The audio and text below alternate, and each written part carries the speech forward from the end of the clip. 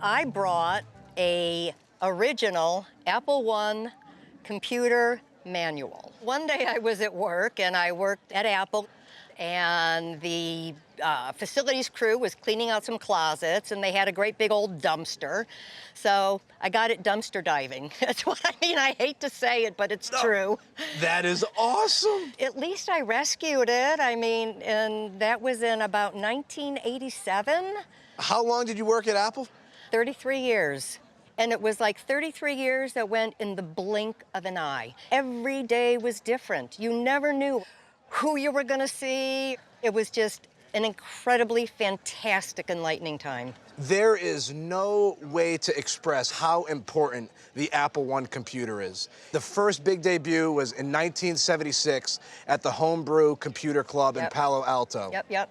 It carried a retail cost of $666.66, which originally you'd be like, wow, 666. Whoa. That might not be the greatest number to market, but the reason why is Steve Wozniak loved like the soothing feeling of hearing repeated numbers. So they came up with $666.66, which is equivalent to a little bit over $3,000 in today's market if you account for inflation. So this is a huge chunk of change back in the 70s. Now get to the manual. We have the original Apple logo on the front with Isaac Newton sitting under the apple tree. And interesting fact, this logo was designed by Apple's third co-founder, Ronald Wayne. Shortly after founding the company with Steve Jobs and Steve Wozniak, he ended up selling out of his shares for $800. Wow. Now, why are we seeing this manual mocked up with markings on it? So this manual was actually the marketing comp, and there were all kinds of marks on it, like whiteout, because they were going to be changing, obviously, the Apple I operation manual tag to like the next generation computer. You can see Apple preparing to change their logo from that Sir Isaac Newton to now that you have the Apple logo, you have the updated address, you have the updated year.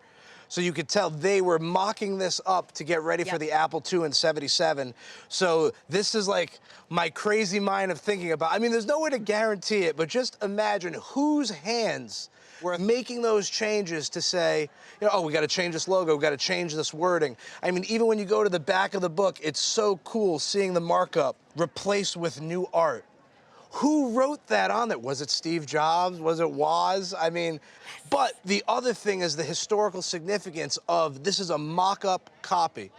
So when it comes to putting a value on it, conservatively, at auction today, the pamphlet would be estimated $10,000 to $15,000.